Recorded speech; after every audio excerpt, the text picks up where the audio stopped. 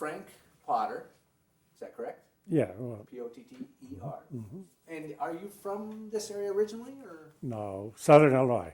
Southern Illinois. Mm-hmm. And so how did you get involved in World War? What branch? You were Army Air Corps? Army Air Corps, yes, back in those days. Mm-hmm. How did I get involved? I was, we're not taping yet, are you? Sure. Yeah, okay. Well, I didn't know how much explanation you wanted. Most of my experience was just following the war. I graduated, I didn't graduate till May of '45 from the flying school, and of course the war in Europe was almost over. And anyway, they put me directly to I went to instructor school, and they sent me to instructing French cadets. So immediately upon graduation, I was made an instructor and was instructing French cadets. But prior to that, I tried to enlist in 1942, but I was already married and I was doing defense work. I was welding. We were making railroad cars, and then I moved to Michigan in early '41, I guess it was. Moved to Michigan and was working in a steel foundry. So I had a deferment for necessary work, war work. And then when they started letting married people get into the aviation program, and the war was continuing and getting worse, and I figured I was either going to be drafted or I'd better go ahead and join up. So I volunteered for to go into the aviation cadets.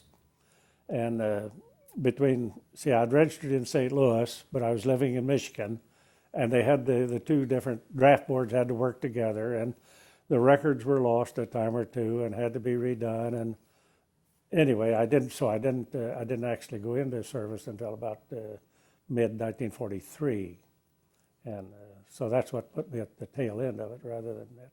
So most of my experience has been the Cold War type since World War II. So prior to you enlisting, if you were married, you couldn't enlist in the... Not in the aviation cadets, no. Oh, really? I hadn't heard that before. That's correct. No, they opened it up, long in '41, long in there. But no, up until that time, if you were married, you couldn't sign up for the flying phase. Now, you said you worked in steel mills, is that right? Yes, I was a welder. I was welding on steel cars, railroad cars.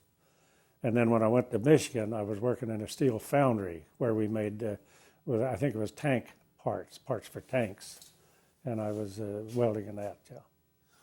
Had the same thing happened back in that area that happened out here? We had all the Rosie the Riveters and all that. Were you starting to have women come and work in the yards too? Not in the foundry. Not in the foundry? Not in the foundry, other than secretarial and stuff like that. No, it was pretty hard, dirty work, and no, not too many women in there. That's part of the war effort that a lot of people forget about is everything was happening overseas, but yet these mills had to be just cranked up. And oh yeah, very much so. Yeah. In fact, my wife was working at Fort Custer for the government over there. What was she doing there? She was a stenographer clerk in the reclamation department, where they got the clothes from that wasn't used or from the deceased. They get clothes back and reissue them and so forth like that. Boy, that had to be kind of a tough job. Oh, it was, yeah. And then they had German POWs on camp there at Fort Custer, and they helped out in that work. I hear we treated the German prisoners a little different than... We treated them very differently, yes, yeah. There's a new book out called, what was it? It's something Wisconsin, like Luftal, Wisconsin or something like that. But it's talking about the German prisoner camps in Wisconsin, and basically a lot of because there were so many German immigrants there also, the German prisoners would escape for the night, go out on a date, and then just come back and be back. Oh, yeah. Yeah, it was pretty loose in a lot of respects like that, yeah. Mm-hmm. So you were training pilots too, or Yes, after when I graduated, I graduated flying B-25s, and like I say, they immediately, my instructor and my check writers recommended me for instructor status just immediately, which was a little unusual, but they did. So I went to Waco, Texas for the B-25 instructor school, and I forget now, that was 4 or 5 weeks, and then came back to, I was at Albany, Georgia, and came back there and was instructing French cadets. You know, we trained quite a few cadets from foreign countries, and we had the French there. So, and then I was in that program until it ended for 6 months or 6 or 8 months, something like that. So I was awarded an honorary commission in the French Air Force, and I'm authorized to wear French wings, which doesn't get you a heck of a lot, but it is something that everybody doesn't have. in the French, I assume, because most Americans speak English, period. The French, a lot of times bilingual, so you didn't have to deal with translators and. No, we didn't deal with that, and most of them could speak a little English. I could speak no French, but they could speak a little English, and that, and then of course most of the flying I was teaching instrument and formation flying primarily, and that's by show and tell. So we got along. We had no problem really. We got along very well. Were you training people older than you, younger than you? Same. Oh, no, see, I was, 22, 23 at the time, so they were about my age, I think, yeah.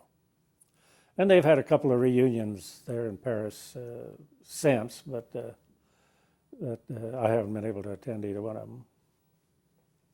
Then after that, I did a few jobs, and then in mid-46, I went to Japan and joined the 317 Troop Carrier Group, which set up the airlines in the Far East. As you know, there was no civilian airlines flying any place, especially overseas. And we flew all over the Far East out there, flew to all over the Japanese islands, the 5 main Japanese islands, and Okinawa, and Korea, and Guam, and Saipan, and Iwo Jima, down into New Guinea a time or two, and Hong Kong, just all over out there. And this is developing commercial. Well, it was the beginning of the commercial flying. It was military. We hauled freight and passengers, but primarily military. And then as the Japanese government started getting established, I carried a group of Japanese officials around on kind of a fact-finding tour for them in some of the Japanese islands to get their government reestablished. But most of it was freight and passengers, military-wise. How was that? Because here we are coming into Japan post-war, and even today, a lot of Japanese World War II didn't exist. Was there animosity towards the Americans coming in, or? That's what surprised me. I thought when I went over there, I thought I expected some of it, but I didn't see a bit. I didn't see a bit of it. I didn't see any bitterness, any animosity, nothing. And I think it was because the emperor told them that they had to respect the occupation troops, and evidently they. I presume that's what did it, but no animosity at all. The only thing that in that area at all, on the train system that they had, and we were at Tachikawa, so we'd ride the train into Tokyo. The last car on the train had a white stripe all the way around it, about 3 foot high, white stripe all the way around it, and that car was for occupation forces only. No Japanese could ride in that car, just the occupation forces. And there was a time or two at night that there would be rocks thrown at that car. But I don't think there was any damage ever done. So that's the only animosity that I ever ran into. And of course, I was a second lieutenant then, and one of my first jobs over there was they put me in charge of the enlisted men's mess hall. And we had 50 maybe Japanese workers helping there, doing everything. And no, we got along fine. They were very, very cooperative and willing to help and willing to learn and did very well. What was where you traveled? Were you seeing a lot of the country that had been destroyed, or? Oh yes, yeah. Tokyo was leveled when we were there, and the Ginza was all leveled. And by the time we got there, they had started putting up little stalls with a tarp over the top, and then a little stall like you'd see at a carnival today, and selling whatever they had to sell. But it was pretty well devastated. Was there social order? Yes, there seemed to be very little. In fact, I'm hardly aware of any police action or anything like that. They had a police force, obviously, but no, very little crime. Felt safe any place you went. No, really no problem at all. So as you're bringing supplies in and out, you're still moving soldiers in and out and trying to get everybody where they're supposed to be? Yeah, transferring people. And like we had regular routes set up. We flew up to the northern islands, I think it was 2 days a week. And we flew flights, would leave Tachikawa and go down to the South Islands, and then across to Korea. I think we had 2 different routes there. One was every day, and one was 2 or 3 times a week. We'd fly those. So they're just a regular courier, we'd call them, and all mail, freight, just anything that they needed. Are you at this time still moving prisoners that have been liberated? No. The prisoner exchange was all done by the time I got there. Yeah, I remember we flew over Hiroshima. I remember seeing that all devastated. And then in 1948, I'd been on a flight down to Okinawa, and I just got back. I forget, I was in July or so of 1948. Anyway, I just got back, and the crew chief said, "Don't unpack your bags." Well, he said, "We're going to Germany." And that was when the Berlin airlift had started. It started in, in May of 48, yeah.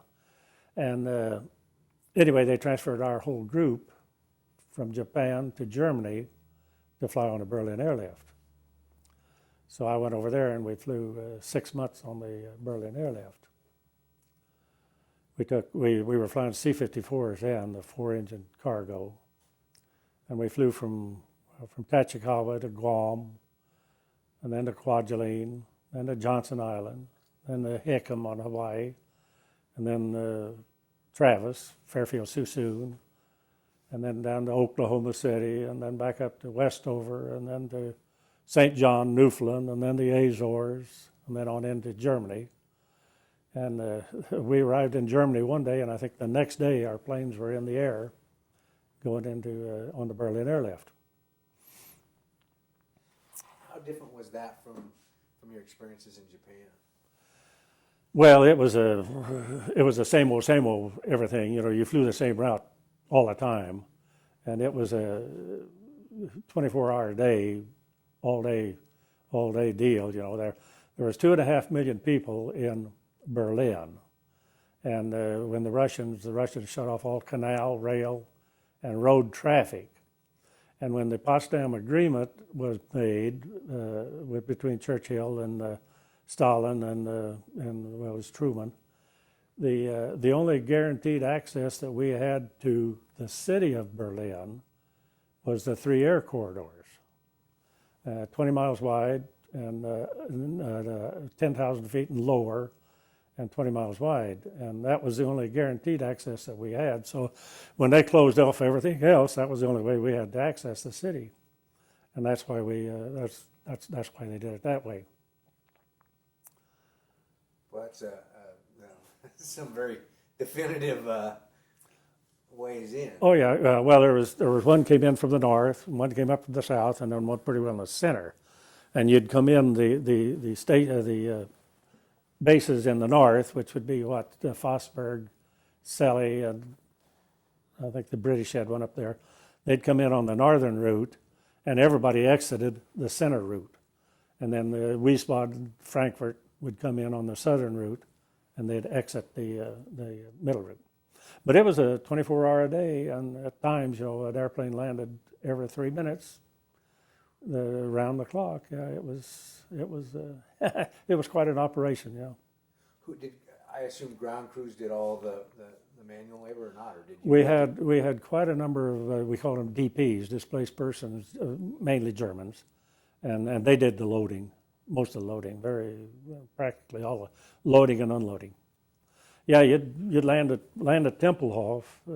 First part we landed at Tempelhof, then they opened up a new airfield in the British sector at Tegel, and we used both of them then. But you'd land, and we taxied up to that big building in Tempelhof, which until the Pentagon was built was the biggest building, the largest building in the world, and it had this big overhang that you could park underneath. It was designed to be their showplace airport of the world, but never got around to that. Anyway, parked there, and by the time we'd park, our crew chief would have the back door open, and they'd back a big truck up and unload it. And they got to where, by working on it, they got to where they could unload it. If I remember right, I think it was 12 minutes. They could unload, I think it was 10,000 pounds of coal, which was in bags, in something like 12 minutes. And after they unloaded, then they'd sweep out, because there's always some spillage. They'd sweep out, and we'd be gone. We'd never be on the ground more than 20 to 30 minutes at Berlin, and then take off and go back home. So how long would you be up in the air then, once you? Well, the northern routes were a little longer, less than 2 hours, if I remember right. Less than 2 hours, but 2 hours or so. And you 500 feet separation in 3 minutes. And that's where GCA, the ground controlled approach, really got its start. They started using that over there. The British had developed the radar, and then they came up with this GCA. And it was a funny part on the landing into Tempelhof. You'd come down between two large apartment buildings. They were about 7 or 8 stories, and you'd be lower than them. You'd be right between them, over the cemetery, over the fence, and then there was the runway, and that's where the German kids all gathered. And you've heard of the candy bomber, Halverson. That's where they dropped the candy, right there at the edge of the field. And it always kind of surprised me too, with all the publicity they've gotten on that candy bombing before. We never heard a word about it over there. My outfit never heard a word about it. At least I didn't, and we never did it, I know. So, but it found a place in history. And that's where this project's interesting, because it is looking at all aspects of history that way. What's been recorded, and maybe what's gotten left out of history. You said initially, I'm going to back up just a little bit, because you talked about flying over Hiroshima and seeing that. Do you remember what elevation you were at and what it looked like? Or? No, I don't remember the elevation. It couldn't have been too high. 3 or 4 or 5,000 feet probably, but actually it didn't look any different than Tokyo. It was all devastated. Of course, so much of Tokyo was burned, and this was pretty well blast damage, but just devastation. And of course, like in Germany, going into Tempelhof, mile after mile, block after block of nothing but just the 4 walls standing. You could look down and just rubble after rubble, and the streets were impossible to get through. The streets were all blocked with rubble, and yeah, it was devastation too. would you compare Hiroshima to, say, I don't know if you ever flew over Mount St. Helens after? Oh, yeah. I mean, is it a similar? Well, different, because this is all, like in Germany, it was all bricks and blocks that you saw as devastation. And in Japan, so much of it, like in Tokyo, all you saw was the tin roofs left there, because everything else was burned. So it's the tin roof where Mount St. Helens, and yes, I've flown over it. But it's, you see the trees and the mud and so forth like that. I don't recall seeing much of that there, though. It's interesting because the last two people, Mr. Goldsworthy, General Goldsworthy, and a woman we talked to last week, said, everybody gets all excited about the bomb, and they said when the anniversary comes, they start pumping their chest, and there should be an apology and all that. But they said, that the number of people that were killed with the bomb compared to, say, Tokyo is... Oh, yeah. Tokyo, what was they destroyed something like 26 square miles in one night. With incendiary bombs, yeah. But anyway, after my, and then of course the fog, that was the winter of 48, 49, which was one of the worst winters on the European area over there. And we had the fog, but there were times where it was shut down. But not for too long. They flew pretty well throughout the entire deal. And you never, it sounds like we're never really out of your plane, you saw Germany from the air, basically. Oh, yeah, yes. Now, I had to back up a little bit, before everyone overseas, they had a competition, if you want to call it, for regular commissions. They opened up X number of regular commissions in the Army. You see, most everybody was AUS, Army Reserve, Auxiliary Unit Reserve, anyway, Army Reserve. And because they figured they'd have to set up a standing army after the war and after everybody was out. So they had a kind of a competition or a testing for regular Army commissions. And to make a long story short, I kind of took it as a joke, and damned if I wasn't offered one. So a second lieutenant in the regular Army, and to make a long story short, I accepted that. So the feeling was at the time, at least in my unit there, that regular officers should take permanent type jobs. And so anyway, I was the unit supply officer.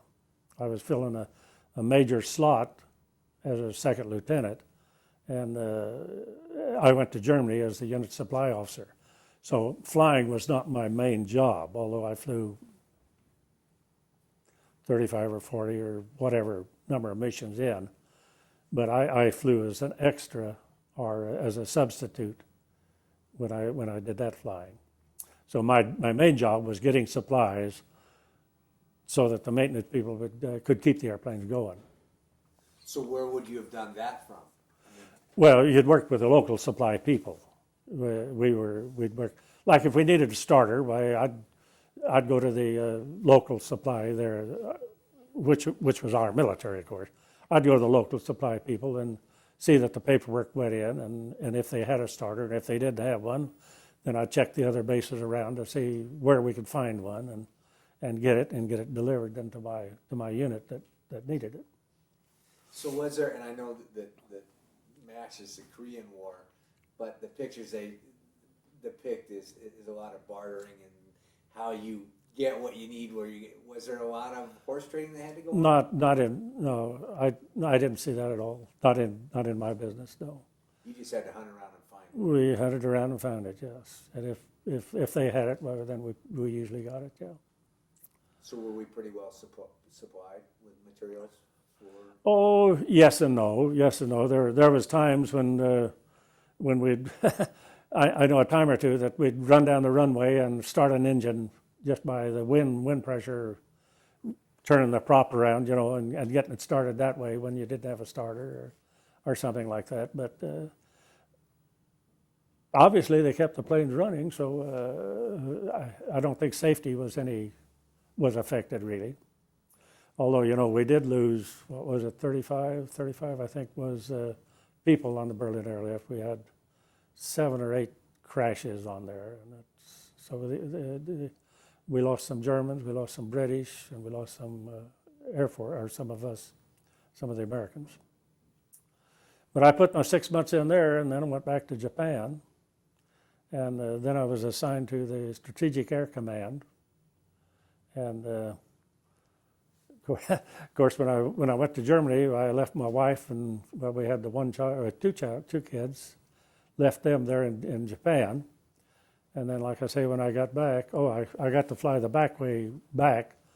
Went from Frankfurt, Germany to, I forget now, but to Istanbul and to Karachi, Bangkok, and I got to see the Taj Mahal from the air. We circled that. And where else? Anyway, Shanghai, Hong Kong, and then on into Tokyo. So I got my round-the-world trip in, back in there. But I just got back to the Tokyo area there, and they said that I was being reassigned to SAC, Strategic Air Command, and they had to have me right away. So I got on a boat and came back to the United States and left my wife there in Japan again. And then she followed a couple, 2 or 3 months later. And then I spent the rest of my career in SAC. Was she living on a base over there, or where was she? Yeah, she was living on a base. We had base housing there. We moved into they had a kind of an apartment building, had, I think it was 6 apartments in it. No, maybe it's 12 apartments in it. But the one half of it was still bombed out. And we were living in the 6 units in the one half while they repaired the other half. So, oh yeah, and the streets were all mud, and it was primitive to begin with. And you had 2 children? We had 2 by then. Yeah. 2 by then. Mm-hmm. And were they just toddlers? Oh, yeah, one baby, and then one was 2 or 3, something like that. So you hauled your wife and your children over to bombed out Japan. Oh yeah. Well, it was an experience for her. She enjoyed it once she got over there. Yeah. Wow. So what did you do? Did you stay in service, or what did you do after? Yes, I did. I stayed in. Like I say, I had the regular commission, permanent commission. So yes, I did stay in. But I was assigned to SAC, so I came back to here, and that's when I was assigned to the 9th Bomb Wing. And 1950, I came back in 1949, and then we got the B-36s. We started flying them in either late 49 or early 50, and that was before they had the jet engines on them, just the 6 pushers. And oh gosh, I guess we flew those for about a year or so, and then they started having so much problems with them, and primarily fuel leaks. So they sent them all back to the factory to have the fuel leaks fixed. And when they did that, then we got the B-29s. So we flew B-29s then for the next, I flew them for about 3 years. So and during our B-29, that was the time of SAC, and we got the atomic capability came in. And in 1950, I attended what we call Bomb Commander School. The early atomic bombs, could not be armed on the ground. They could only be armed in the air. And there was a procedure that you had to learn to do that, to arm them. And I was one of those that was trained to do that.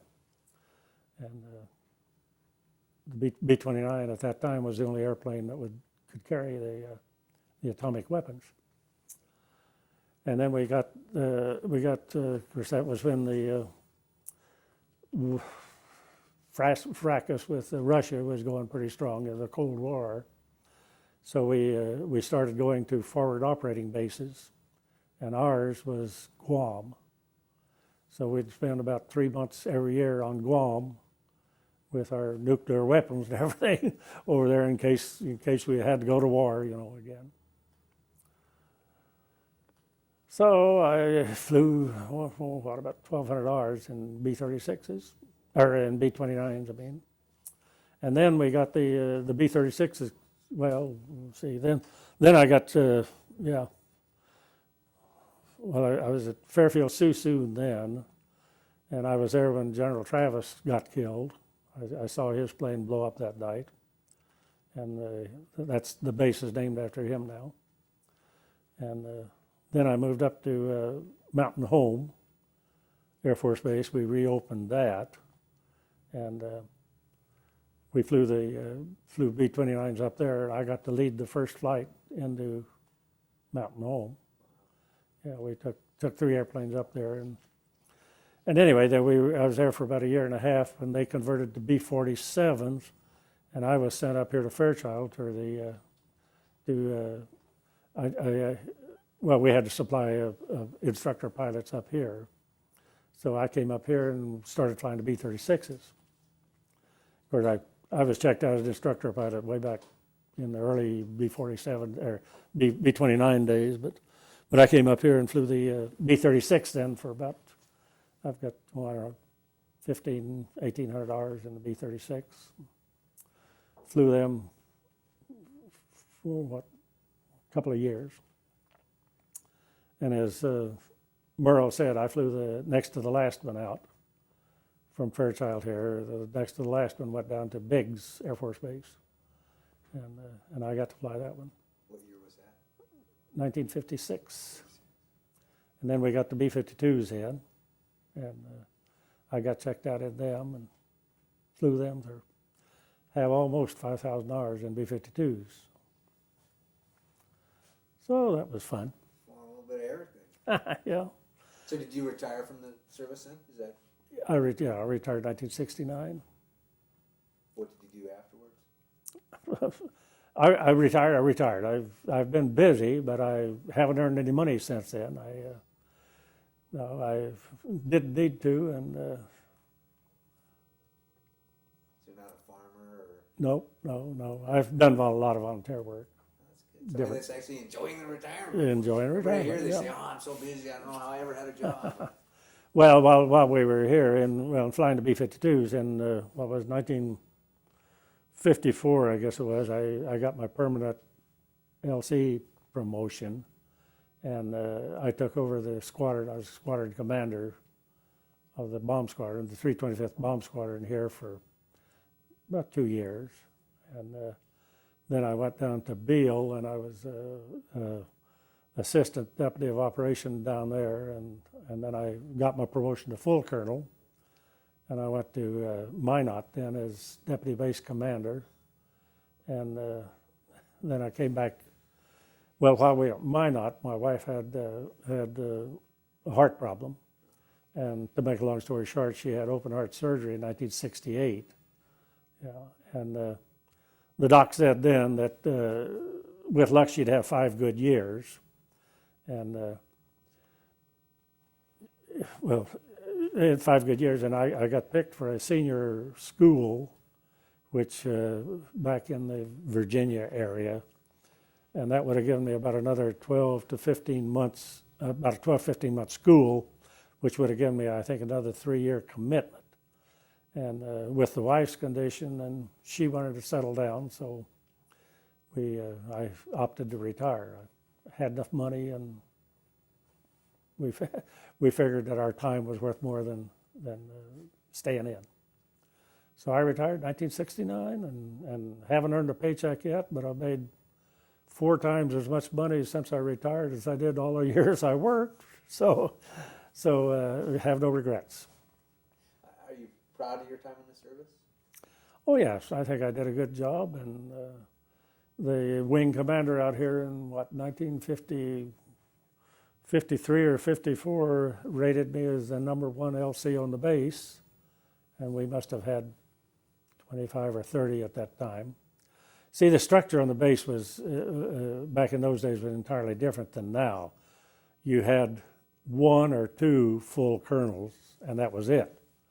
And the squadron commanders were all lieutenant colonels or majors, and assistants were lieutenant colonels, like assistant base commanders, so for usually assistant were lieutenant colonels.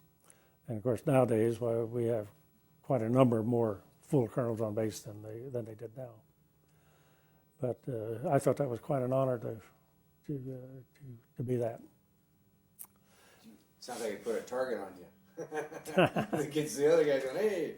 Well, I don't, that, back in those days, I mean, that was between he and I. It wasn't published, and I don't think, I forget now, but there for a while we didn't even discuss, like if I wrote an ER on you, I didn't even discuss it with you. It was kept confidential. So, and then they changed that to where you had to discuss it with them and so forth like that.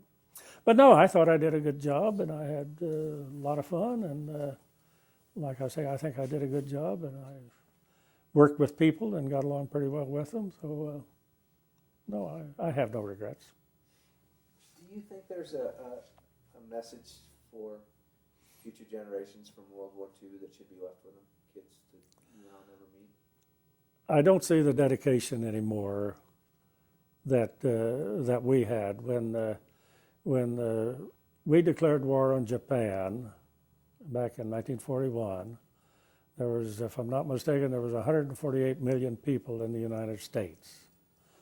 And of course, I was living in southern Illinois, and you must remember we didn't, out there, our radio was operated by a car battery, a 6-volt battery. We didn't have radios like we had today, and we certainly had no television, fax, or anything like that. So news traveled more slowly. But I didn't hear anybody saying that we shouldn't do it, or lambasting the government, or going against Roosevelt for declaring war, or anything like that. No opposition at all. Now, prior to that time, there had been, because there were some that felt that we should be isolationist and that the war in Europe didn't concern us, and probably had good reason to believe that. But after it was decided, I think we were a unified country. And you can see that because, like you say, the girls joined in and all went into the factories and worked like dogs and so forth like that. So I don't see that today. I may be wrong, but I just don't see that today. I attended a meeting last night where they just inducted a group of high school kids into a new honor society group, and kids like that, kind of the outstanding ones in their class, there's hope, but I don't see the commitment, I don't see the love of country that I think we had. And that you see as the big difference now. I think so, yes. Which would embody patriotism, dedication, and I don't think they feel that they owe the government anything. I mean, it's just like this young guy now that's putting the bombs in the mailboxes. Totally irresponsible. He wants to make a point, and that's the way he's choosing to do it. Which back in my day, we wouldn't think of doing such a thing like that. When you see the American flag, what's that mean to you? Well, it's as most of us say, it makes me feel proud. I'm proud of it, and I'm proud of the support that I've given it.